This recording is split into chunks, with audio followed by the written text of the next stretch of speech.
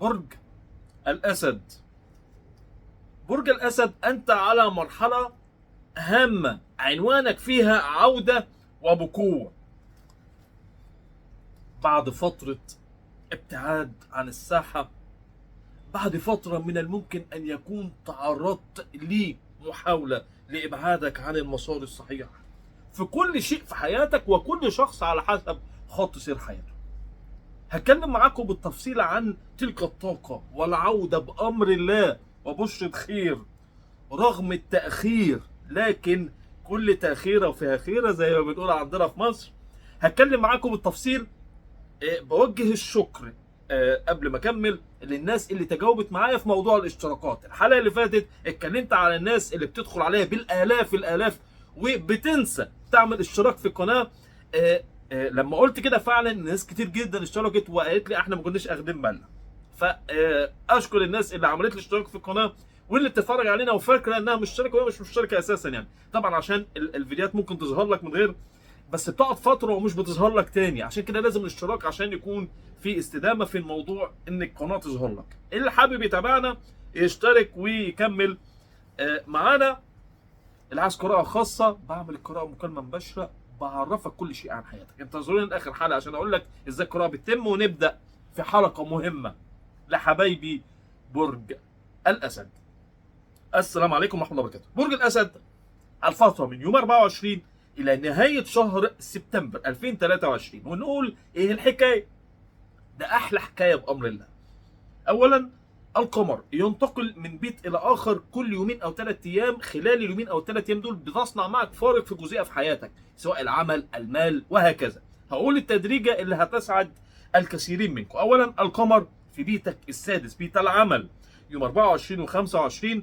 بعدها ينتقل القمر الى بيتك السابع برج الدلو 26 و27. بعدها ينتقل القمر الى برج الحوت الفتره من 28 الى 29، ده بيتك الثامن. ثم السعاده القادمه بدايه من يوم 30 بانتقال القمر الى برج الحمل، بيت رائع بالنسبه لك وبيت التاسع. طيب عشان نكون واضحين كده، الفتره بتشهد على تحركات كوكبية تجعل منك عنتر زمانك.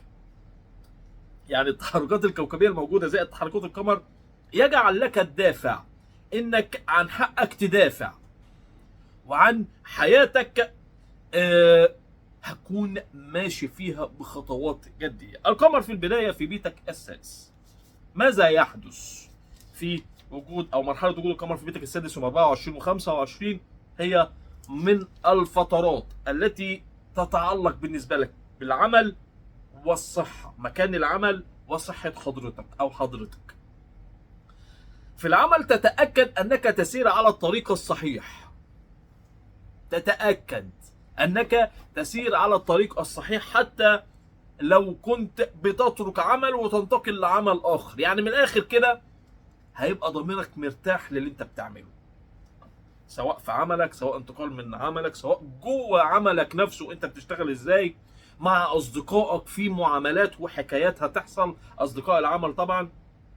ايضا مشاريعك القادمه، اختياراتك لو انت في مشروع خاص لحياتك، فتره فيها هنقول تركيز جدا في حياتك العمليه، واستقرار ايضا على قرار مهم. اما بالنسبه للصحه فهي مرحله هامه لاستعاده الطاقة والتخلص مما كان يصعب عليك حياتك في صحتك. يعني هتتخلص من العادات السيئة. البعض منكم هيبدأ على الأقل يفكر ده، البعض منكم هيلجأ إلى بداية رجيم كمثال، البعض منكم هيبدأ إنه يبدأ في رياضة، يمارس الرياضة وهكذا. هتلاقي في طاقة كده حلوة جميلة، وانتوا اصلا بتقلبوا كده في الموبايلات او النت هتلاقي كل حاجه رياضيه داخله، هي هتبقى طاقه كده تمام. هتلاقوا اي حاجه وانتوا ماشيين هتلاقي ناس بتجري بتاع كلام من ده، هتلاقوا في رياضه، في طاقه كده اللي هي الصحه يعني. وايضا يعني هتبدا انك تفوق لنفسك، تشوف نفسك كده في المرايه، تقارن نفسك بماضي وهكذا. فهي فتره كده لاستعاده الحياه.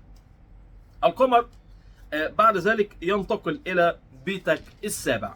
طيب البيت السابع ده بيت حساس جدا بالنسبه لكم، لكن آه، اي قرار واي تصرف، اي قرار واي تصرف لك خاصة في علاقاتك العاطفية هتكون عقلانية جدا. اما بالنسبة للعمل خلال اليومين فانت بامر الله عندك انفراجة، في عودة وبقوة لك في العمل. يعني انت اصلا عنوانك الفترة دي هي العودة وبقوة لك في ظهورك في عملك، اثبات ذاتك، شراكات جديدة، علاقات جديدة من الممكن ان تصنع معك فارق في العمل، الى جانب العلاقات الرومانسيه الجديده مش اللي موجوده حاليا. انا بتكلم على الجديده، يعني إيه حاجه جديده في حياتكم لسه، الناس اللي لسه بادئه. لكن المشكله تكمن في المقارنات التي من الممكن ان تحدث معك مع شريك الحياه. لو في شرخ في العلاقه، لو في علاقه مش قويه، فدي يومين نحذر منهم من المواجهات، نقلل الريتم شويه، ما نفتحش مواضيع صعبه مع شريك الحياه. لكن في العمل دوس، اعمل اللي نفسك فيه. ومرحله من المراحل ان رائعه لك بالنسبه للعمل او صداقات العمل او افكار العمل طاقه رائعه. لكن في العاطفه حتى العمل هيكون اخدك شويه من الرومانسيه والعاطفه والكلام. تمام؟ طيب بالنسبه ل 28 و 29 هي فترة إنهاء الغموض. فترة إنهاء الغموض، أنا بسميها كده مرحلة من المراحل التي ستكون بالنسبة لك بتنهي لخبطة، الحسابات، الأمور اللي كنت حاسب لها بطريقة خاطئة، نظرتك اللي كانت خاطئة، في تعديلات لقرار سفر عند البعض، قرار بارتباط، قرار بتعاقدات، قرار ببيع وشراء، في كده امر ما اللي انت كنت متسرع فيه في غفله من الزمن. يعني انت كنت قررت انك تعمله في غفله من الزمن بس لسه ما عملتوش، من الممكن ان تتراجع عنه. تمام؟ ايضا هي مرحله المراجعات لامور كثيره جدا لم تكتمل بعد، ايضا بالنسبه للمشاريع، بالنسبه لامور كتير. اذا هي فتره يحدث فيها تطور في اسلوبك مما يجعلك تغير انتماء. يعني في حاجه جديده هتحصل معاك هتغير اللي انت كنت عايز تعمله، سواء مشروع سواء اي شيء، اي شيء، خاصه في العلاقات. يعني في خلال الفتره دي في تراجعات كبيره جدا للعلاقات العاطفيه. ف زي ما قلت كده في تغيير ميول، في تغيير انتماء للفتره دي. توقع كده هتجتاح ابناء برج الاسد، ودي برضو من الامور اللي هتخليك تعود وبقوه، انك تتراجع عن شيء كان هيضاعفك، او تتراجع عن قرار او مشروع كان هيعمل لك مشكله. تمام؟ في الاخير انت الاكثر سعاده بانتقال القمر الى بيتك التاسع، بيت الرزق الواسع بامر الله والانفراج في كل شيء. فانتقال القمر الى البيت التاسع بالنسبه لك هو برج الحمل، البرج الصديق، هي فتره هتنهي فيها اي مشاكل واي ضيق. فهي مرحله رائعه تطل عليك بالخير. فالقمر في برج صديق يحدث انتقاله هامه، حظ في السفر، حظ في الاوراق الرسميه، حظ في القضايا التي تتعلق بالاوراق الرسميه والمال، يحدث نجاح في اي تحرك للبيع والشراء. انت الاكثر سعاده في جميع مراحلها، مرحله رائعه جدا، عوده وبقوه بامر الله.